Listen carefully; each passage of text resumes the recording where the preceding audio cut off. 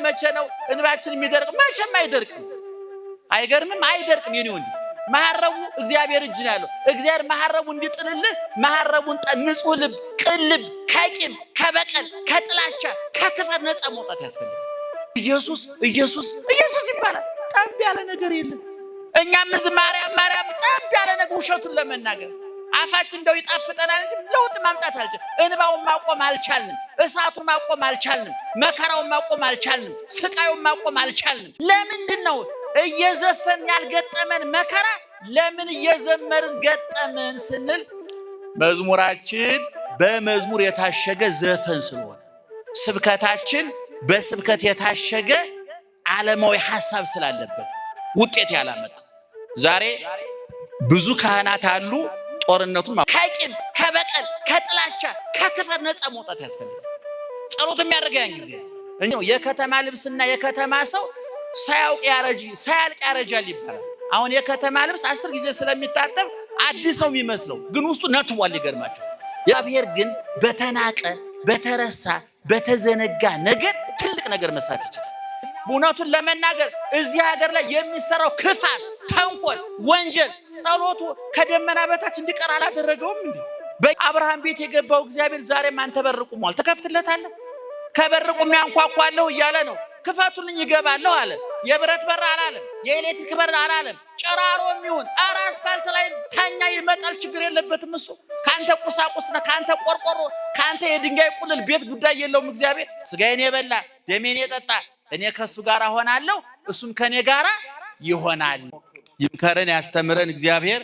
ጆሮአችሁን ይክፈት፣ አንደበታችን ይፍታ። በመላ በግምት በይመስለኛል በሳይሆን አይቀርም የግል ሐሳባችን እንዳናፈስባችሁ ጆሮአችሁን ይጠብቅላችሁ እግዚአብሔር። አንደበታችንንም ይቆጣጠር እግዚአብሔር። የምንማረው አንድ የዛሬ 100 ወይም 200 ዓመት ገደማ የተደረገ የሊቃውንት ቅኔ ነግራችሁና በቅኔው ተንጠላጥለን ወደ ብሉይ ኪዳን ሄደን ከብሉይ ወደ ሐዲስ ተመልሰን ከሐዲስ ወደ ቤተ መቅደሱ ወደ ስጋ ወደሙ መተን ጥር ምጥን ሰብሰብ አድርገን ጥቂት ነገር እንነግራችኋለን። በድጋሜ እግዚአብሔር ይምከረን ያስተምረን። በኦርቶዶክሳዊ ተዋሕዶ ቤተክርስቲያን ያሉ ትምህርቶች ብዙ አይነት ናቸው። አራት ጉባኤያት የሚባሉት አራት አይና ወይም ደግሞ የአራት ጉባኤ መምህር ይባላል። አራት አይና በእኛ ዘመን የለም፣ ድሮ ናቸው። አራት አይና የሚባሉ የዛሬ 50 60 70 ዓመት ስራዬ ብለው የተሰማሩ ብሉይን ያነበቡ ሐዲሱን የተረጎሙ መጻሕፍተ ሊቃውንት መጻሕፍተ መነኮሳትን የተነተኑ በእውነቱ ደማቸው ጠብ ቢል ቃለ እግዚአብሔር የሆነ ሌላ የባከነ ጊዜ የባከነ ገንዘብ የባከነ አካል የሌላቸው ዘምንሱ ሕይወቱ ውስተ ቤተ እግዚአብሔር ቤት በቅለው ተተክለው የበቀሉ በቅለው የለመለሙ ለምልመው ያበቡ አብበው ያፈሩ ዛሬ ወደ እግዚአብሔር ተጠርተው የሄዱ በጣም ብዙ ስፍር ቁጥር የሌላቸው ሊቃውንት ነበሩ። ክርስትናን ያመኑ የኖሩ የተማሩ የጻፉ። ሁልጊዜ እንደምንላቸው ክርስትና በመጀመሪያ ይታመናል፣ ከዛ ይኖራል፣ ከዛ ትምህርት ይሰጣል፣ ከዛ ይጻፋል። ኦርቶዶክሳውያን ተዋሕዶ ሊቃውንት የጻፉልን መጀመሪያ አምነው ያመኑትን ኑረው የኖሩትን አስተምረው ያስተማሩትን በቃል ያለ ይረሳል በመጽሐፍ ያለ ይወረሳል ይባላልና በመጽሐፍ ደረጃ አስቀምጠውልናል። እኛ በእኛ ዘመን አራት አይና የሚባል የለም። የጥንቶቹ ግን አራት አይና ማለት ብሉይን ሐዲሱን መጻሕፍተ ሊቃውንቱን መጻሕፍተ መነኮሳቱን ጥጥት አድርጎ የያዘ እግዚአብሔር ጭምር እየረዳው። ምክንያቱም መጽሐፍ ቅዱስ የሕይወት እንጂ የእውቀት መጽሐፍ አይደለም። እኛ በሕይወት መኖር ስላቃተን ወደ እውቀት አንሸራተነው እንጂ ክርስትና በራሱ የእውቀት ሃይማኖት አይደለም፣ የሕይወት ሃይማኖት ነው። የሚኖር ነው።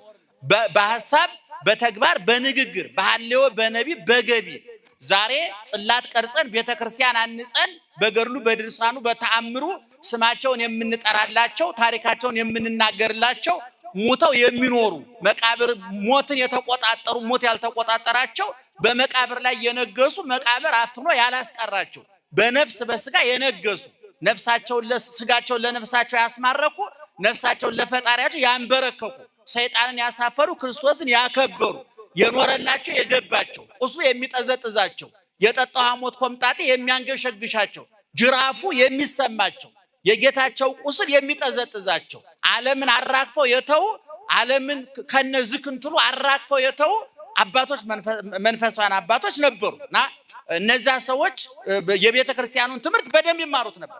አራት ጉባኤ የሚባለው ቅድም እንደ መጻሕፍት ነክ የሆነው አራት ጉባኤ ይባላል።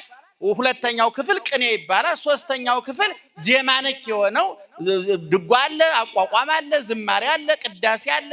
ከዛ ደግሞ በተጨማሪ የዘመን አቆጣጠር፣ የከዋክብትን አቀማመጥ፣ የደመናትን ፍሰት፣ የነፋሳትን ሲነፍሱ ብርሃናት ሲመላለሱ ማያ ሲፈሱ ህዋን ይመራመሩ የነበሩ የመጠቀ የረቀቀ ጭንቅላት የነበራቸው በስጋቸው የጎሰቆሩ በአይምሯቸው የመጠቁ ምናልባት ፊታቸው ሲታይ አጥንታቸው የገጠጠ ደማቸው የተመጠጠ ቆዳቸው የደረቀ ቁንጫና ተዋን ሲጨፍርባቸው የኖሩ ለሰው አይን የማይሞሉ ለእግዚአብሔር አይን የሞሉ ሊቃውንት ነበሩ። እነዚህ በእውቀቱ ኑረውበታል፣ አስተምረውታል፣ ጽፈውታል። እና የዛሬ 200 ዓመት ገደማ የሚሆን አንድ ሊቅ እንዲህ ብሎ ተቀኘ። ደህና ዋላችሁ? እየሰማችሁ ነው? እና ቅኔ ምን አገባን አትበሉ። መቼም መስጊድ ሄደው ወይም ጸሎት ፕሮቴስታንት አዳራችን አንለው፣ በግዳጁ ተሰሟታላችሁ። የት እንሄዳለን? እና ቅኔው ክብር ይእቲ ይባላል። ቅድም እንዳልኳችሁ ቅኔ በግዕዙን ቋንቋ ካጠና በኋላ አንድ ተማሪ ግጥም፣ ስነ ጽሁፍ እኔ ሁል ጊዜ በብዙ ሚዲያ ተናግሬዋለሁ። የኢትዮጵያ ስነ ጽሁፍ፣ የኢትዮጵያ ኪነ ጥበብ፣ የኢትዮጵያ ሚዲያ ኦርቶዶክሳዊ ተዋሕዶ ቤተክርስቲያን ሀብቷን ሰብስባ ብታነሳ ባዶውን ነው የሚቀር እና ትልልቆቹ ጸሐፊዎች ዛሬ የኢትዮጵያ ስነ ጽሁፍ አድጓል እየተባለ የሚወራው የመሰረት ድንጋዩን ያስቀመጡት እርሾ ሆነው ዳቦ እንዲጋገር የእውቀት ዳቦ እንዲጋገር ያገዙ እነ ሐዲስ ዓለማየሁ እነ አቤ ጉበኛ እነ መንግስቱ ለማ በጣም ብዙ ናቸው። ገሌ ከገሌ ብዬ ሰፍሬ ቆጥሬ ልጨርሳቸው አልችልም። እና እነዛ ሁሉ ከቅኔ ቤት ማህፀን የተወለዱ ከትርጓ ቤት አብራክ የተፈለቀቁ ናቸው። እና ይሄ ባለቅኔው ክብር ይእቲ ነው። ቅኔው ክብር ይእቲ ይባላል።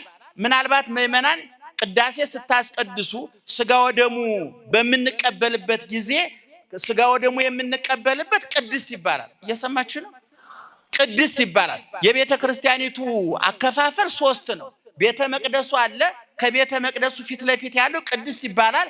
ከዛ ወርዶ ማህሌት የሚቆም ደግሞ ቅኔ ማህሌት ይባላል። 3 ክፍል ነው። በነገራችን ላይ የቤተ ክርስቲያናችንን ህንፃ ዲዛይን ያደረጉት አሁን ያሉ መሐንዲሶች አይደሉም። ራሱ እግዚአብሔር በቀጥታ ነው ዲዛይን ያደረገው። ምክንያቱም በኦሪት ዘጸአት ምዕራፍ 32 ላይ ስትመለከቱ እግዚአብሔር ለሙሴ አርአዮ ለሙሴ ግብራ ዘለደብተራ ዘከመ ይገብራ እንዴት አድርጎ እንደሚሰራት በሰማያዊው ቤተ መቅደስ አምሳል 3 አድርገ ስራት ስፋቷን ጥበቷን የመጋረጃውን አይነት የወሰነ ማን ነው? እግዚአብሔር ነው። ያ እግዚአብሔር ያወጣውን ዲዛይን ሙሴ በባስሌና ኤልያብ በሚባሉ ጥበበኞች አማካኝነት ወደ መሬት አወረደው። በሙሴ ድንኳን ማለት ነው። ከሙሴ ድንኳን የሰሎሞን ቤተ መቅደስ ቀጠለ። ከሰሎሞን ቤተ መቅደስ ደግሞ ኦርቶዶክሳዊ ተዋሕዶ ቤተክርስቲያን ቀጠለች። ይሄ አሁን የምታዩት ቤተ መቅደስ 3 ክፍል አለው። መቅደስ፣ ቅድስት፣ ቅኔ ማህሌት። በሉ እስቲ ምእመናን ድገሙት። መንበሩ ያለበት፣ ታቦቱ ያለበት፣ የክርስቶስ ስጋና ደም የሚፈተትበት፣ የነፍሳችን ምግብ የሚዘጋጅበት ቤተ መቅደሱ መንበሩ ያለበት ቤተ መቅደስ ይባላል። እዚያ ቅዳሴ እናከናውናለን። ካህናቱ ቀዳሾቹ እዛ ነው የሚቀድሱት ማለት ነው። ከዛ ደግሞ ስጋው ደግሞ በምንቀበልበት ጊዜ ከመቅደስ ወጥተው ካህናቱ ቅድስቱ ላይ ሆነው ያቀብሉናል። ስንተኛው ክፍል ላይ ማለት ነው? 2ኛው ክፍል ላይ። 3ኛው ክፍል ደግሞ የቅኔ ማህሌት ይባላል። የቅኔ ማህሌቱ ማህሌት ይቆምበታል፣ ቅኔ ይፈስበታል፣ ይዘረፍበታል፣ ድጓ ይቃኝበታል፣ አቋቋሙ ይጸነጸልበታል። ስለዚህ ቤተክርስቲያኒቱ ሁልጊዜም እንደምንለው በቅርጽ የተሰራች በቅድ የተሰራች ውሃ ሰራሽ ረጋ ሰራሽ ያልሆነች ቅድም እንዳልኩት እግዚአብሔር በቀጥታ ዲዛይን ያደረጋል። እግዚአብሔር የመሰረታት በዚህ በማቴዎስ ወንጌል ምዕራፍ 16 ላይ ኢየሱስ ክርስቶስ አንተ አለት ነህ፣ በዚህች አለት ላይ ቤተክርስቲያኔን እሰራታለሁ ሲል ይሄ ምእመናንን ነው፣ ሃይማኖቱን ነው፣ ትምህርቱን ነው። ነገር ግን ቤተክርስቲያንም እንዲሁ በቅድ የተሰራች ናት። መጀመሪያ ሙሴ፣ ቀጥሎ ሰሎሞን፣ ቀጥሎ የሐዲስ ኪዳን ቅዱሳን አባቶቻችን ቤተ መቅደስ ሰርተዋል። የብሉይ ኪዳኑ ቤተ መቅደስ የበግ ደም ይረጭ ነበር። በሐዲስ ኪዳኑ ቤተ መቅደስ ደግሞ የክርስቶስ ስጋና ደም ይፈተትበታል። የብሉይ ኪዳኑ ቤተ መቅደስ ዕጣን ይታጠን ነበረ፣ የበግ የፍየል ደም ይረጭ ነበረ።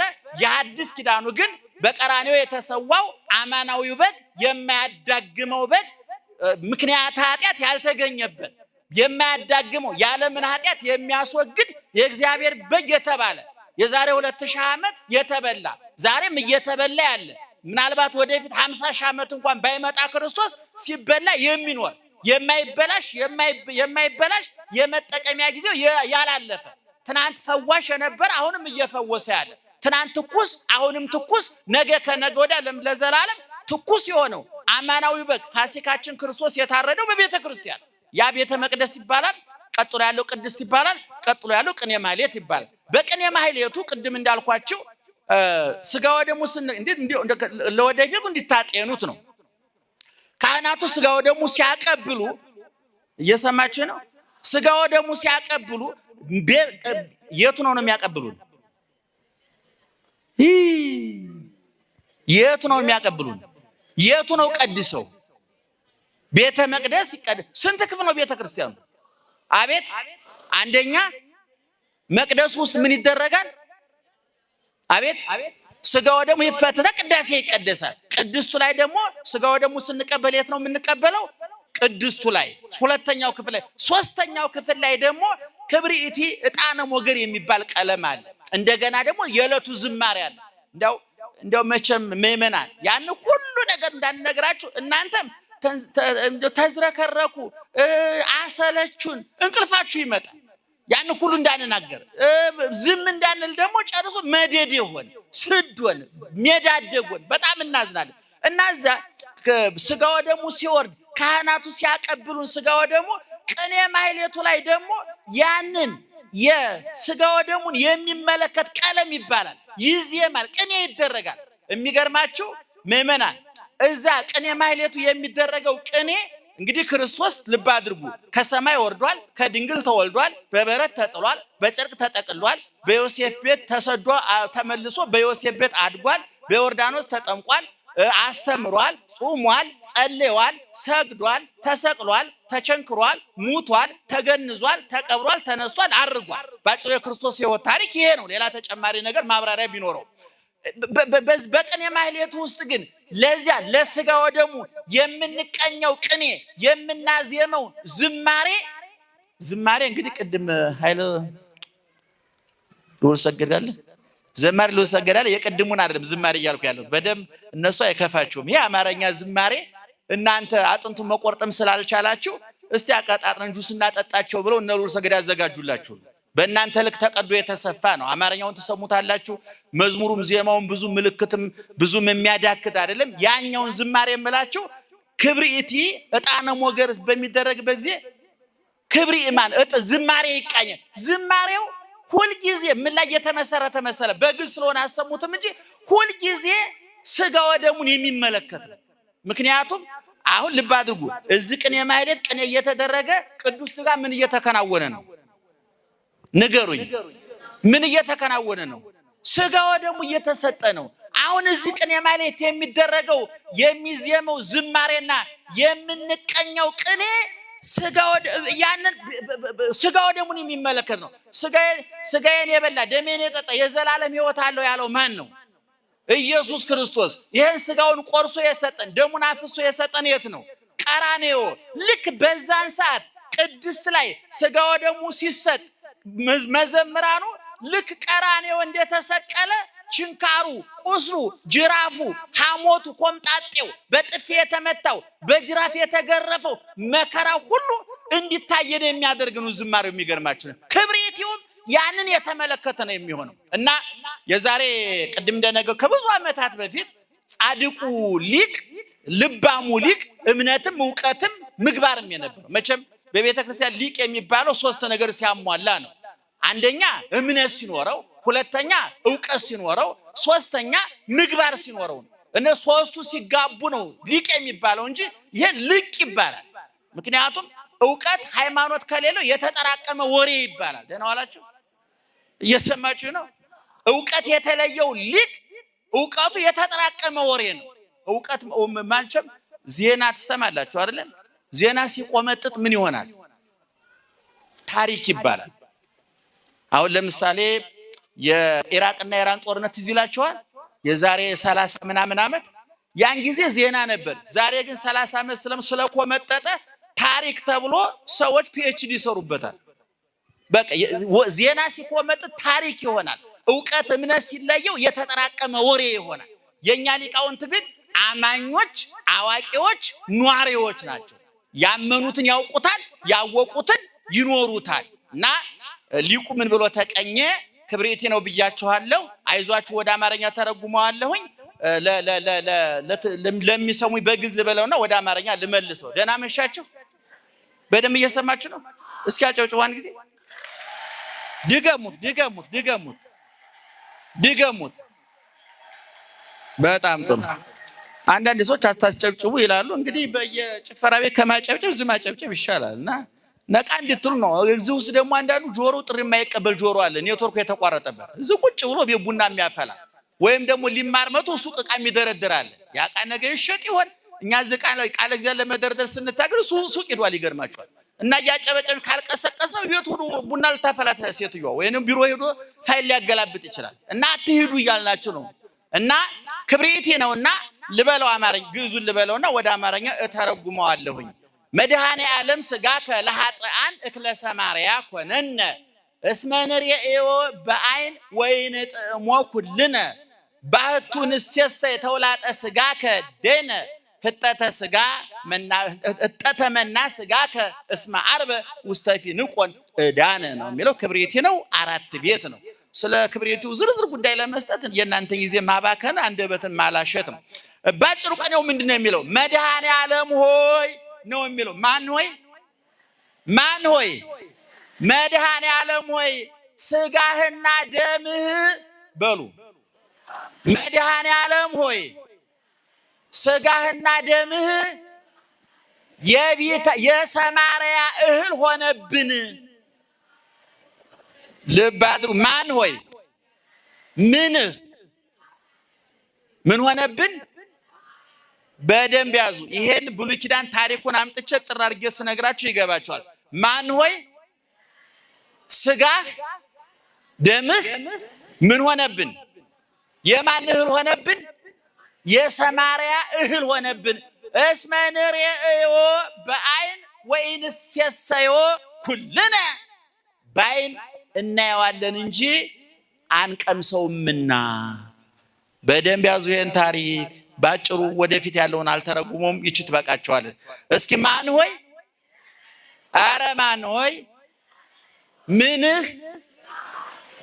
ሆነብን? የምን እህል? ሰማርያ በሉ። የሰማርያ እህል ሆነብን። ምን ሆነብን? የሰማርያ እህል ሆነብን። ለምን? እስመ ንርእዮ በዓይን ወይንጥዕሞ ኩልነ በዓይን እናየዋለን እንጂ ሁላችን አልቀመስነውምና ነው የሚለው ባለቀኝ። ያው በእውነት ይሄን ነፍስ ይማር አይባልም። ጸድቆ አሁን ገነት ነው ያለው እርግጠኛ ነኝ። በረከቱ ይድረሰን። የዚህ ሊቅ ያው እንደኔ አይነቱ ልክስክስ ሲሞት ነው ነፍስ ይማር ይባላል። ሲዝረከረክ ገንዘቡን፣ ጊዜውን፣ አካሉን ያባከነ ሲሞት ነፍስ ይማር ይባላል። እንደ አይነቱ ሊቅ ሲሞት አረፈ ነው ሲጀመር አረፈ ነው የሚባለው አይደለም። ስለዚህ በረከቱ ይደርብን። መድኃኔ ዓለም ሆይ ሥጋህ የሰማርያ ለመሆኑ የሰማርያ እህል ምንድነው የሚለውን አጭር ታሪክ ልንገራችሁ። በመጽሐፈ ነገሥት ካልዕ በሁለተኛው መጽሐፈ ነገሥት እያልኩኝ ነው ምዕራፍ 6 እና 7 አንድ ታሪክ ተጽፏል። ሶርያን ታቋታላችሁ፣ ዛሬም አለች። የእስራኤል ጎረቤት ናት። እስራኤል ዛሬም ታቋታላችሁ። የዓለምን ፖለቲካ፣ የዓለምን ኢኮኖሚ፣ የዓለምን ሳይንስና ቴክኖሎጂ፣ የዓለምን ሁሉም ነገር በ7 እና በ8 ቢሊየን የዓለም ሕዝብ መካከል እንደ ጨው የተበተኑ እንደ ማጣፈጫ ቅመም የተጨመሩ እስራኤላውያን የሚባሉ ነገዶች አሉ፣ ዛሬም ያሉት ማለት ነው። እነዚህች እስራኤል የምትባለው ሀገር የሰማርያ ጎረቤት ናት። ሰማርያና እስራኤል ተጣሉ አንድ ጊዜ። ማንና ማን? ሶርያ፣ ሰማርያ አይደለም ይቅርታ። ሶርያና እስራኤል። ማንና ማን? ሶርያና እስራኤል። የሶርያው ንጉሥ መጣና ያችን ሰማርያ የምትባለውን የእስራኤል ከተማ ዙሪያውን ከበባት። ከተማዋን ማነው ከባቢው? የሶርያ ንጉስ ዙሪያውን ከበበ። ወደ ከተማ እንጨትም እህልም አትክልትም ምንም ነገር እንዳይገባ አደረገ። ከተማውን ከቦ። የማን ንጉስ? የማን ንጉስ? የሶርያ ንጉስ። ከተማ ታውቃላችሁ፣ እህል በስርዓት ይበላበታል እንጂ በስርዓት የሚመረተው የት ነው? እህል የሚያመርተው ገበሬ ነው። አጣርቶ የሚበላው ግን ማን ነው? አቤት ከተሜ ነው። አትክልቱን ገበሬ ያመርተዋል። ጁስን የሚጠጣው ማን ነው? ላሞቹን ገበሬ ያረባቸዋል። ቅቤውን በትክክል የሚጠቀምበት ማን ነው? ከተሜ አበላል ያውቅበታል። ታውቃላችሁ። ለዚህ ነው የከተማ ልብስና የከተማ ሰው ሳያውቅ ሳያልቅ ያረጃል ይባላል። አሁን የከተማ ልብስ 10 ጊዜ ስለሚታጠብ አዲስ ነው የሚመስለው፣ ግን ውስጡ ነትቧል። ይገርማቸዋል። የከተማ ሰው ስለሚቀባባ ያለ ይመስላል፣ ውስጡ ግን ነቅዟል። የለም እንደ እንጨት ማለት። ገበሬ ግን ቆርፋዳ ነው፣ ግን ጠንካራ ነው። ይገርማቸዋል። ውስጡ ጠንካራ እና ይችን ሰማርያን ዙሪያዋን ከበበና ወደ ከተማይቱ እንጨትም አትክልትም ምንም እህል እንዳይገባ ከቦ ያዘ። ህዝቡ ተራበ፣ ተቸገረ። የረሃቡን ጥንካሬ ለማሳየት ሁለት ሴቶች ህፃናቱን አዝናል ይሄን ስነግራቸው አንድ ቤት ሁለት ሴቶች ይኖሩ ነበር ይላል። ሁለት ልጅ አላቸው። አንድ ቀን ረሃቡ በጣም ስለጠናባቸው ልጆቻቸውን ለመብላት ተማከሩ። ያንዷን ልጅ በሉ። በማግስቱ ያችኛዋ የእናት አንጀትን ቢያልና አልሰጥም አለች። በኋላ ለክስ ሄደች። አንዷ የተበላባት ሴት ንጉሱ ማቅለብሶ ተጨንቆ መቼም የተራበ ህዝብ የሚመራ መሪ እፎይ ብሎ ከተኛ ጤንነቱ መመርመር አለበት። አደጋ ነው። አንቺ ልጅሽ እየራበው እያለቀሰ ለጥ ብለሽ ካልሽ እና ወይስ ልጁን ሰርቀሽ ነው ያመጣሽው? አልወለድሽው። ጤነኛ ናት። ልጇ እየተራበ ለጥ ብላ ትተኛ እና ንጉሱ ጋር ጮኸ። ሴትዮዋ አለች፣ እሪ አለች። ምንድነው አለ። ጌታዬ ንጉስ ወይ እዚህ ሴትዮ ቤት ጋር አንድ ቤት እንኖር ነበረ። ትናንትና ረሃቡን መቋቋም ስላልቻል ልጆቻችን እንብላ ብለን ተማከርን። መጀመሪያ እኔ ተበላ፣ የሷን እንብላ ስላት ደበቀች፣ እምቢ አለች። ፍረደኛ። ንጉሱ ደነገጠ፣ ቅው አለ። እንዴ የህዝቡ መከራ እስከዚህ ጥግ ደርሷል ማለት ነው አለ። እኔ ብዙን ጊዜ ለፖለቲከኞቻችን ምክር ሰጥቻለሁ። የጥላቻ ምክር አይደለም፣ የፍቅር ምክር ነው። እኔ ቢሮ የተቀመጠ ስራ አስፈጻሚ እታች የሚፈጸመውን ችግር ያውቁ። በብዛት ሰው የሚንገላታው ሰው የሚበደለው ክፍለ ከተማ ውስጥ ነው፣ ወረዳ ውስጥ ነው፣ እታች ነው። እላይ ያሉት የተጋነነ ሪፖርት ይቀርብላቸዋል። የተጋነነ ያልተሰራውን ተሰራ እየተባለ ይቀርብላቸዋል። ሪፖርት ተቀላቢ የሆነ ባለስልጣን ከህዝቡ ጋር መገናኘት አይችልም። ወርዶ ማየት አለ። በየሰፈሩ ባለስልጣኖች በየሐኪም ቤቱ በየሱቁ ምናልባት በየሱቁ የሚያስገብሩ ግብር የሚያስከፍሉ ሰዎች የሚያስነቅሱት ነጋዴ ካለ የላኛው ባለስልጣን መጥቶ ማየት አለ። ቁልቁል መጥቶ ማየት አለ። ጳጳሳቱም ቢሆን እንደው ንግስ እየሄዱ ጫማ እያሳሙ እግዚአብሔር ይባርካ እልል ማሰኝ በቂ አይደለም። በየሰፈሩ ሂደው ህዝባቸውን ማየት አለባቸው። በጎቹን የሚያውቅ እረኛ ከቀበሮ ይከፋል። ደህና ዋላችሁ? እየሰማችሁ ነው? ከዛ ንጉሱ ደነገጠ። መከራው ችግሩ እዚህ ደርሷል ወይ? ሰውን እስኪበላው ደርሷል ወይ ብሎ ደነገጠና በዘመኑ የነበረው ነቢይ ኤልሳ ይባላል። ኤልሳ ነው፣ ኤልሳ አይደለም። አሁን አንዳንድ እህቶች ኤልሳ የሚባል ስም ታውቃላችሁ አይደል? ኤልሳቤጥ የሚለውን ቆርጠውት ነው። ይገርማቸዋል። ሙሉ ስሙ ኤልሳቤጥ ነው። ይሄኛው ኤልሳ ነው። ኤልሳ ነብዩ ኤልሳ ነው። እና ንጉሱ ተናደደ። እንዴት ኤልሳን ያህል ነቢይ በሀገሬ ውስጥ እያለ እንዴት ነው መከራው ይሄ ሁሉ መከራ እንዲያልፍ ለፈጣሪው ተናግሮ እንዴት አያስታርቀንም ብሎ ንጉሱ ተቆጣ። እኔ ባለፈው አንድ ዓለማዊ ፕሮግራም ላይ እየተናገርኩ ነበር። እስኪ እዚህ ውስጥ 50 ዓመት የሆናችሁ ሰዎች አጨብጭቡ እስኪ እድሜያችሁ። ሳታገቡ 50 ዓመት የሆናችሁ አታጨብጭቡ። ምክንያቱም ሰው ያው እድሜያችሁን ያውቅባችሁና ትዳር ልታጡ ትችላላችሁ። ያገባችሁን ነው የምለው። እስኪ 50 ዓመት የሞላችሁ አጨብጭቡ።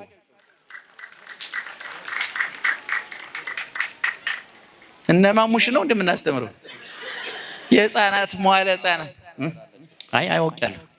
እውነት ኧረ እኔ ብልጥ ነኝ ጌታዬ። ይሄን አንቄ ያስኩት ልጅ ነው እንዴ? በወርቅ እኮ ከንፈር ትመጣላችሁ እንጂ ስብራቴን አጠግኑ። እኔ ስራዬን አለቅም። ይሄን ደህና ዋላችሁ። እስኪ የዛሬ 30 ዓመት እኔ አንድ ጥናት የመካፈል ገጥሞኝ ነበረ። የዛሬ 30 እና 40 ዓመት በአመት 69 50 አካባቢ በየአመቱ ዘፈን ሲዲ ይወጣ ነበር። መዝሙር አንድ ወይም ሁለት ወይም ከናካቴም ላይወጣ ይችላል ነበር። ባለፉት 10 ዓመታት ግን በየአመቱ በፕሮቴስታንቱም በእኛም በሁሉም ተብሎ ለምሳሌ 10 ዘፈን ወጥቶ ከሆነ 50 መዝሙር ነው ገበያው ላይ የሚወጣው። እኔ ግን የኔ ጥያቄ ምንድነው? በዘፈንበት ጊዜ ሰላም ኑሮ ስንዘምር ለምን መከራ ገጠመን? የኔ ጥያቄ ይሄን ጠይቃችሁ ታውቃላችሁ? አሁን እንደዚህ ዘመን የዛሬ 30 40 ዓመት እንደዚህ አውደ ምሕረት ላይ ተሰብስበን ስብከት እናውቃለን? አናውቅም። ዛሬ ብታዩ እኛም ሽንጣችንን ገትረን እንሰብካለን። የዘማሪው ብዛት የሰባኪው ብዛት የዛሬ 50 60 ዓመት የነበሩ ጳጳሳት 30 ይሞሉ ነበር። ዛሬ ወደ 70 80 ይሆናሉ። መፍትሄ ማምጣት አልተቻለም። እንደው በሽተኛ ዶክተር ሲበዛ በሽተኛ ይሞታል ይባል። አሁን ነው የገባኝ እውነቱን ለመናገር። አያችሁ ለምንድነው እየዘፈን ያልገጠመን መከራ ለምን እየዘመርን ገጠመን ስንል መዝሙራችን በመዝሙር የታሸገ ዘፈን ስለሆነ፣ ስብከታችን በስብከት የታሸገ ዓለማዊ ሐሳብ ስላለበት ውጤት ያላመጣ። ዛሬ ብዙ ካህናት አሉ፣ ጦርነቱን ማቆም አልቻለም፣ መሰማት አልቻለም። ብዙ ፓስተሮች ፓስተር እንደ በቅሎ የሚያድርበት ሀገር እንደ በቅሎ ድንገት በቅሎ ጧት ስታገኙት ፓስተር እንትና ሊል ይችላልዋል፣ ዘማሪ እንትና ሊል ይችላል ሊላችሁ ይችላል። ኢየሱስ ኢየሱስ ኢየሱስ ይባላል። ጠብ ያለ ነገር የለም። እኛም ማርያም ማርያም ጠብ ያለ ነገር ውሸቱን ለመናገር አፋችን እንደው ይጣፍጠናል እንጂ ለውጥ ማምጣት አልቻልንም። እንባውን ማቆም አልቻልንም። እሳቱን ማቆም አልቻልንም። መከራውን ማቆም አልቻልንም። ስቃዩን ማቆም አልቻልንም። ምክንያቱም እውነት እየዘመርን ነው ወይ? እየቀደስን ነው ወይ? እየሰበክን ነው ወይ? በዚህ በትንቢተ ኤርምያስ ምዕራፍ 7 ላይ መቅደስ መቅደስ መቅደስ ትላላችሁ ባዶን ይቀርላችኋል። ስለዚህ እነዚህ ንጉሱ ምንድነው ያለው? ኤልሳዕን ያህል ነብይ ያለ እንዴት ይሄ ሁሉ መከራ ይገጥመናል? ትልቅ ነብይ ነው፣ እንዴት ለእግዚአብሔር ነግሮ አያስታርቀንም? የኔ ወንድም ነብዩ ጸልዮ የሚያስታርቅህ አንተ ቸግሮኛ ብለህ ስትመጣ ነው። አማላጅ ማለት ዝም ብሎ ከሜዳ የሚያነሳ ማለት ድጎማ ነው። አንተ ለምሳሌ የሚዋኝ ሰው እየሰጠመ እጅን ስጠኝ ስትለው ካልሰጠ ሰጥሞ ይሞታል። እንደወጣ ከፈል እጅን መስጠት አለበት እግዚአብሔር እንዲረዳን ጸሎቱ እንዲሰማ። እንዴ እኛውን እውነቱን ለመናገር እዚህ ሀገር ላይ የሚሰራው ክፋት፣ ተንኮል፣ ወንጀል ጸሎቱ ከደመና በታች እንዲቀር አላደረገውም እንዴ? በየትዳሩ በየንግዱ በየፖለቲካ እናንተ ቢሮ ያሉት ባለስልጣኖች እንድንወቅስ ነው የምትፈልጉት? አረ ትዳር ላይ አንተ ጤነኛ ነህ እንዴ? ንግድ ላይ አንተ ጤነኛ ነህ እንዴ? ለጎረቤት አንተ ጤነኛ ነህ እንዴ? እንዴት አድርጎ ነው ሰላም? አሁን ቅድም ወንድም መምህር ዘማሪ ልዑል ሰገድ እየዘመረላችሁ ነበር። እንደው እስከ መቼ ነው እንባችን የሚደርቅ? መቼም አይደርቅም። አይገርምም? አይደርቅም። የኔ ወንድም መሐረቡ እግዚአብሔር እጅ ነው ያለው። እግዚአብሔር መሐረቡ እንዲጥልልህ መሐረቡን ንጹህ ልብ፣ ቅልብ ከቂም ከበቀል ከጥላቻ ከክፋት ነፃ መውጣት ያስፈልጋል። ጸሎት የሚያደርገው ያን ጊዜ እንጂኛ ስለጮህ ስለተንጫጨን ነባይነ ከመዘይ ነብዩ እንዳለ ጮህን ሰሚ የለም ማለት። እንደው በዚህ በትንቢተ ኢሳይያስ ምዕራፍ 59 ቁጥር 1 ላይ ምንድነው የሚለው? እጄ ከማዳን አላጠረችም፣ ጆሮዬ ከመስማት አልደነቆረም ማለት። ነገር ግን አኮኑ ይቀው በእኔና በእናንተ መካከል ኃጢአታቸው ግድግዳ ሆኖ ቆሟል እንጂ እኔ ጆሮዬ ዛሬም ክፍት ነው፣ እጄ ዛሬም እንደተዘረጋ ነው፣ የምህረት ዓይኔ ዛሬም እንደተከፈተ ነው። አብርሃም ቤት የገባው እግዚአብሔር ዛሬም አንተ በር ቆሟል፣ ትከፍትለታለህ። ከበር ቆሜ አንኳኳለሁ እያለ ነው። ክፈቱልኝ ይገባለሁ አለ። የብረት በር አላለም፣ የኤሌክትሪክ በር አላለም። ጨራሮም ይሁን አስፋልት ላይ ታኛ ይመጣል፣ ችግር የለበትም እሱ። ካንተ ቁሳቁስና ካንተ ቆርቆሮ ካንተ የድንጋይ ቁልል ቤት ጉዳይ የለውም እግዚአብሔር። ቤት ማለት እኮ ቅርጽ የያዘ ድንጋይ ነው። ቆርቆሮ መኪና ማለት ቅርጽ የያዘ ቆርቆሮ ማለት ነው። ካንተ ቆርቆሮ ነው ጉዳይ የለውም የኔ ጌታ። አስፋልትም ላይ ተኛ፣ ባጃጅም ነዳ፣ ቦይንግ እሱ ያንተ ጉዳይ ነው። ተላላኪም ምን አስመጭና ለኪ እሱ ያንተ ጉዳይ ነው። እግዚአብሔር ጉዳዩ አይደለም። ምን ይመጣል እግዚአብሔር እንዲመጣ ግን የተከፈተ በር ይፈልጋል። እና ነብዩ ንጉሱ ምን አለ? ኤልሳዕ በአገሬ ኤልሳዕን ያህል ነብይ እያለ እንዲህ ያለ መከራ ከገጠመን አውቆ ክፋቱ ነው ያላማለደን ያልጸለየልና ሄዳችሁ አንገቱን ቆርጣችሁ አንጡልኝ ብሎ መልእክተኛ አይልክም? ማን ነው የሚልከው? ንጉሱ። ወደ ማን? አረ ወደ ማን? ወደ ማን? እንደዛ ብሎ ነበር መላክ የነበረበት ንጉሱ። ምን ነበር ማለት የነበረበት? እስኪ አንተ ነገርኛ። አንተ ማን ነው ስም? አንተ ስምን አትናገር? ስም የለም?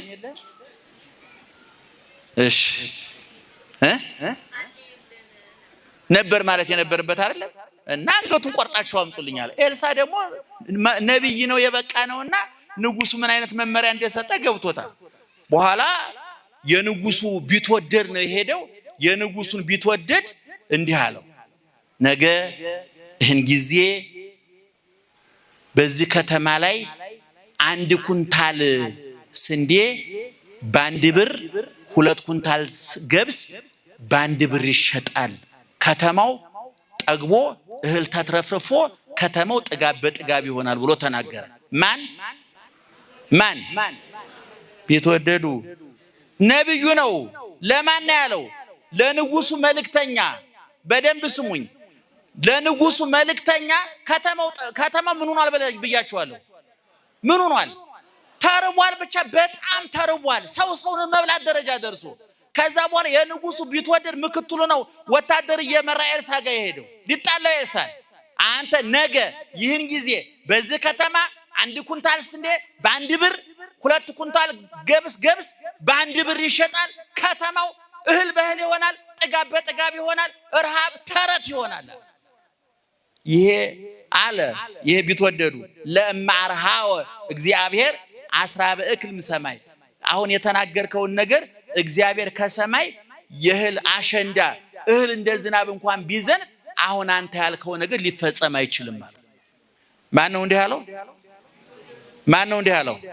ቢትወደዱ የማን መልእክተኛ ነው? ይህን ቃል እየተናገረ ያለው ማን ነው? አቤት ነብዩ ነው። ነብዩ ለማን ነው? ለንጉሱ መልእክተኛ። የንጉሱ መልእክተኛ ምን አለ? የምትናገረው ነገር ተረት ነው የሚመስለው።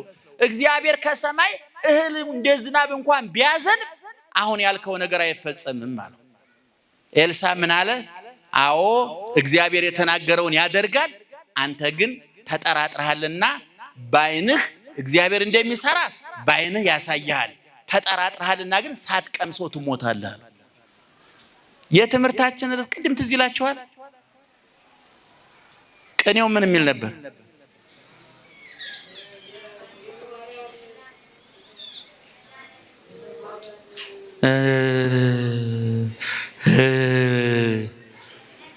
የመጀመሪያው መድኃኔ ዓለም ሆይ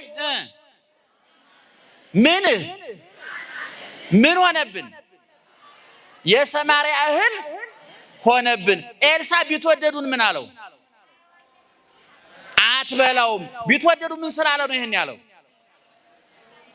አሁን ያልከው ነገር በፍጹም ሊደረግ አይችልም። የእህል ዝናብ እንኳን ከሰማይ ቢዘንብ አይሆንም። ነብዩ ደግሞ ስለተጠራጠርክ እግዚአብሔር እንደሚያደርግ በዓይንህ ታያለህ። ነገር ግን ስለተጠራጠርክ ደግሞ ታየዋለህ እንጂ አትቀምሰውም ማለት። በኋላ ይህን ታሪክ እዚህ ጋር አስቀምጡና ከተማው ዙሪያው ምን ብሏል ብያችኋለሁ? አቤት ተከቧል። ውስጡ ተርቧል። ዙሪያውን ደግሞ የሶሪያ ወታደሮች በአራቱ ማዕዘን ከበው ሰው እንዳይወጣ እንዳይገባ፣ ወደ ውጭ የሚወጣ ወደ ውስጥ የሚገባ እንዳይሆን ከበው፣ እነሱ የሶሪያ ወታደሮች ሀብታሞች ናቸው። ዱቄቱ፣ ዘይቱ፣ ምግቡ የተትረፈረፈ ነው። በከተማው ዳርቻ ደግሞ 4 ለምጻሞች ነበሩ ይላል። በደንብ ተከታተሉ ምእመናን። ስንት ለምጻሞች ነበሩ? 4 ለምጻሞች አሉ። ወደ ከተማ እንዳይገቡ የከተማው ሕዝብ ለምጻም ከሰው ጋር እንዳይቀላቀል የሚል የኦሪቱ ሕግ አለ። የተናቁ የተጠሉ ናቸው። አንድ ሰው በብሉይ ኪዳን በሐዲስ ኪዳን እያልኳቸው በሐዲስ ኪዳን ዓይን ቢጠፋ ለምጽ ቢይዝ እጅ ቢቆረጥ እሱ ትርጉም የለው። መንግስተ ሰማያት በእግር ሩጦ አይገባበት፣ በዓይን ታይቶ አይገባበትም። የነፍስ ጉዳይ ነው። ሱታው ትርሱ በብሉይ ኪዳን ነው እያልኳቸው ያለው። አሁን እነዚህ ለምጻሞች ከተማው መካከል እንዳይገቡ የተናቁ የተጠሉ ናቸው። ወደ ሌላ እንዳይሄዱ እስራኤላውያን ናቸው። በኋላ እነዚህ ሰዎች እነዚህ 4ቱ ለምጻሞች ምን ብለው ተማከሩ መሰላችሁ? እንግዲህ እኛ እዚህ ቁጭ ብለን ወደ ከተማም ውስጥ ብንገባ ረሃብ ነው፣ ወደዛም ብንሄድ ሶርያውያን ይገሉናል። ስለዚህ እዚህ ቁጭ ብለን አፍጠን ዝም ብለን ከምንሞት ለማአህየውነ ነሐዩ ወለመቀተሉነ ንመውት ቢገሉን ይገሉናል ካተረፉን እንተርፋለን ብለው እነዚህ ለምጻሞች ወዴት ይሄዳሉ? ወደ ሶርያ ወታደሮች ሰፈር። እየሰማችሁ ነው? ወዴት ሄዱ? ወደ ሶርያ ወታደር። እግዚአብሔር ደግሞ እነዚህ አራቱ ለምጻሞች ሲመጡ ምን አድርጓል? እግዚአብሔር ለሶርያ ወታደሮች አራት ለምጻሞች እንደመጡ ሳይሆን ብዙ ሺህ ፈረስና ሰረገላ ወታደር እንደመጣ አድርጎ ድምፅ አሰማቸው። የመጡ ስንት ሰዎች ናቸው? የተጠሉ የተናቁ ወገኖቻቸው ያገለሏቸው ፊት የነሷቸው ሰፈር የማያስገቧቸው እነሱ በበሉበት ሳህን ሌላ ሰው አይበላም፣ በጠጡበት ሳህን ሌላ ሰው አይጠጣም፣ በተኙበት ሌላ ሰው አይተኛም። አስቦ ሰርግ የሚጠራቸው የለም፣ ለቅሶ ቀሩ ብሎ የሚያማቸው የለም። የተጠሉ የተገለሉ ናቸው እነሱ አራት ሰዎች። ወደ የት ሄዱ? ወደ ሶርያ ሰፈር ሄዱ። ወደዛ ሲሄዱ ደግሞ እግዚአብሔር በእነዚህ ደካሞች ስራ መስራት ፈልጓልና የሶርያ ወታደሮች በየድንኳናቸው ነው ግርግር ሰሙ። ስንት ሰው ነው የመጣው? እንደማን እንደ ሰው ስንት ሰው ነው የመጣው? ከሰውም ሰው ምን አይነት ሰው? ደካሞች፣ ሰውነታቸው በበሽታ የደቀቀ። እንደ እግዚአብሔርስ ንገሩኝ። ብዙ ወታደር ነው። በኋላ የሶርያ ወታደሮች በቃ እስራኤላውያን ተጠናክረው ሊያጠቁን መጥተዋል፣ ከሌላ ሀገር ወታደርና መሳሪያ ገዝተው ተጠናክረው መጥተውብናል ብሎ የሶርያ ወታደር ዱቄቱን፣ ዘይቱን፣ ልብሱን በየድንኳኑ ምግቡ እንደሞላ የሶርያ ወታደር እልም ብሎ ጠፋ። ከዛ እነዚህ አራቱ ለምጻሞች ሲሄዱ ድንኳን ምግብ ሞልቷል፣ ዘይቱ ዱቄቱ ሞልቷል፣ የሚበላ ሞልቷል፣ የሚጠጣ ወይኑ ሞልቷል። ሲገቡ አላመኑ። እንዴ ምን ጉድ ነው ብለው ቁጭ አሉና እስኪ ጠግቡ በሉ፣ እስኪ ጠግቡ ተደሰቱ፣ እግዚአብሔርን አመሰገኑ። እንዴት ትልልቅ ሰዎች መሰሏቸው። ከዛ ቁጭ ብለው ምን እንዳሉ ታውቃላችሁ? ይህንን በረከት እንዴት እኛ ብቻ በልተነው እንቀራለን? እኛ እግዚአብሔር ቀንቶን ሆዳችን ሞላ ጠገብን፣ ይህንን በረከት ለወገኖቻችን ሄደን መናገር አለብን ብለው ተመልሰው ወዴት ሄዳሉ? ወዴት ከተማ? ወደ እስራኤል ከተማ መጡ። ለመሆኑ የከተማው ሰው እነዚህን ሰዎች ይወዳቸዋል? ያከብራቸዋል? ቦታ ይሰጣቸዋል? አይሰጣቸውም። እግዚአብሔር ግን በተናቀ በተረሳ በተዘነጋ ነገር ትልቅ ነገር መስራት ይችላል።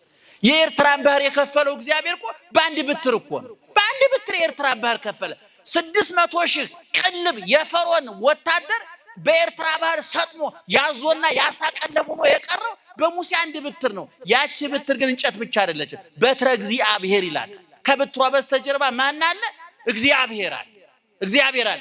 ክርስቶስ የተሰቀለው በመስቀል ነው። መስቀል የተረገመ የተናቀ የተጠላ ነበር። በተናቀው መስቀል ክብር ሰጠ። በረከሰው መስቀል ቀደሰን። የርግማን የሆነው መስቀል ባርኮ የበረከት አደረገው። እንደውም አባ ጊዮርጊስ ዘጋስጫና ዮሐንስ አፈወርቅ ሲናገሩ ምን ይላሉ? የተናቀው መስቀል እንጨት በምድርና በሰማይ መካከል የተዘረጋ ሰማያዊ መሰላል ሆነ ይላሉ ሁለቱ ሊቃውንት አንድ ላይ ሲናገሩ። እና እነዚህ ሰዎች ሄደው ሲናገሩ ሰሚ አላገኙም። ችላ ተበሉ። ደጋግሞ ተናገሩ። ወሬው ንጉሱ ጋር ደረሰ። ንጉሱ ምን እንዳለ ታውቃላችሁ? ሶርያውያን እንደ ተራብን ገብቷቸዋል፣ እንደ ቸገረን ገብቷቸዋል። ከድንኳናቸው ወጥተው ጫካ መሽገው እኛ ምግብ ፍለጋ ወደ ድንኳኑ ስንሄድ መልሰው አጥቅተው እኛን ጨርሰው ከተማችን ሊይዙብን ነው ብሎ ተጠራጠረ። የንጉሱ ጥርጣሬ ጥሩ አይደለም። የለም ፖለቲካ ካልተጠራጠረ ሃይማኖት ጥርጥር ክልክል ነው። በፖለቲካ መጠራጠር አለበት። የማይጠራጠር ፖለቲከኛ ተመንጥሯል እስካሁን። ይገርማችኋል። መጠራጠር ፖለቲከኛ ኮን ተጠራጣሪ መሆን አለ። ቤተሰቦች ሁሉ መጠራጠር አለበት። የምታምነው ነገር መኖር የለበት። ምክንያቱም ፖለቲካ ያላለቀ የተጀመረ መጀመሪያና መጨረሻ የሌለው እኛ ሀገር ፖለቲካ ደግሞ ወደ ከሳይንስ ከፖለቲካ ሳይንስ ወደ ጥንቆላና ወደ ግምት ያጋደለን። ይገርማችኋል። መያዣ መጨበጫው ነው አይገባኝም እውነቱን ለመናገር። እና ንጉሱ መጨረሻ እስኪ ለማንኛውም ተባለና ፈረሰኞች ተመረጡና እስኪ ሂዱና ሰልላችሁ ነው ተብሎ መጥተው ሲያዩ እውነትም ያ ሁሉ ድንኳን እህል ሞልቷል፣ ዱቄቱ ሞልቷል፣ ዘይቱ ሞልቷል፣ ወይኑ ሞልቷል። በቃ የተትረፈረፈ ነው። ማንም የለም እዛ። ከዛ በኋላ ያ ዱቄት ያ ዘይት ያ ወይን እየተጫነ ወዴት ገባ? ንገሩኝ። ወዴት ገባ? ወደ እስራኤል ከተማ ገባ። በአንድ ጊዜ ነቢዩ እንደተናገረው ከተማው በእህል ተጥለቀለቀ፣ በዘይት ተጥለቀለቀ፣ በወይን ተጥለቀለቀ። ከዛ በኋላ ህዝቡ እህል ለመውሰድ ሲሻማ እንዳይራገጥ እንዳይጎዳዳ ስርዓት አስይዝ ተብሎ ከንጉስ ማን ይላካል?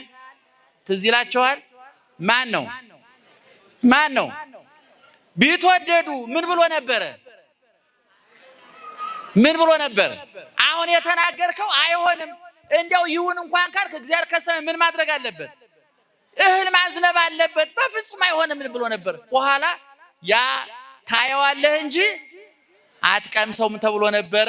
በኋላ መጥቶ ሲያይ ዶቄቱ ተትረፍርፎ ህዝቡ ኩንታሉን እየተሸከመ ሲሄዳየ ህዝቡ ዶቄቱን ለመውሰድ ሲሻማ የሰውየ ስርዓት አስከብራለሁ ወዳ ያዙ ይልቀቁኝ ሲል ተረጋግጦ ሞተ። አያላየም? ነገሩኝ። የእግዚአብሔርን ተአምር አይቷል አላየም? ከተማው ሲጠግብ አይቷል አላየም? ቀምሷል አልቀመሰም? ታየዋለህ እንጂ የሰማርያን እህል ታየዋለህ እንጂ። አሁን ወደ ሐዲስ ኪዳኑ እንምጣ። መድኃኔ ዓለም ሆይ በሉ። ምን ሆነብን? የሰማርያ እህል ሆነብን። በእውነት ቅድስት ላይ ስጋው ደሙ ሲሰጥ እያስቀደሳችሁ ቁልጭ እያላችሁ ያያችሁ ሰዎች አላችሁ። እያየነው መቸን ብለው ያላችሁ አያችሁ። ሊቁ ኧረ ጌታ ሆይ ቀራንዮ ላይ የሰጠው ለሁሉም ነው ብሉ ይብልሃል፣ ጠጡ ይብልሃል። ራስህ መጠጥ፣ ራስህ ቀጂ፣ ራስህ ግብዣ፣ ራስህ ጋባዥ፣ ራስህ መጋቢ፣ ራስህ ምግቡ ነህ ሰጠህን። እኛ ግን እያመነታን በነፍስ ረሃብ ተሰቃየን። በስጋ መብላት አቃተን፣ ራበን። ደምህን መጠጣት አቃተን፣ ራበን። በዮሐንስ ወንጌል ምዕራፍ 6 ላይ ከቁጥር 15 እስከ መጨረሻው አንቡ። ስለ ስጋው ደግሞ ከፈለጋችሁ የዮሐንስ ወንጌል ምዕራፍ 6 ላይ ምን ዋጌታ ዘበላ ስጋዬ ወሰቴ ደምዬ ቦ ሕይወት ዘላለም። ስጋዬን የበላ ደሜን የጠጣ የዘላለም ሕይወት አለው ብቻ አይደለም ያለው፣ ተጨማሪ ምን አለ? ስጋዬን የበላ ደሜን የጠጣ እኔ ከሱ ጋር ሆናለሁ እሱም ከኔ ጋር ይሆናል። ስለዚህ ምእመናን ስጋውን እያየነው ደሙን እያየነው አያምልጠን። ንስሐ እያየነው ሳንበላው እንዳንቀር። ከነገ ዛሬ ንስሐ እንገባለን እያላችሁ ስለ ንስሐ ብዙ ትምህርት ሰምተን ብዙ ወቀሳ ሰምተን ብዙ ትምህርት ገብቶን ንስሐ እንዴት እገባለሁ የት እገባለሁ እንዴት እገባለሁ የሚለውን አውቀነው አይተነው ንስሐ መግባት አቅቶናል። ደህና ደሩ።